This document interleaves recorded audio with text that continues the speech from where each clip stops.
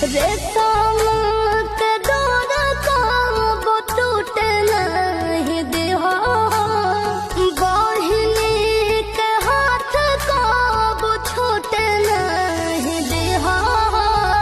सुख दुख में सब दिन साथ रहबो हम गे, राम जी से मनबो बहिनी तोरे साथ जानम गे।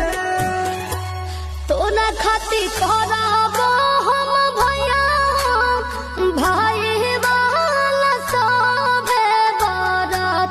तोरा खातिर करबो हम भैया, भाई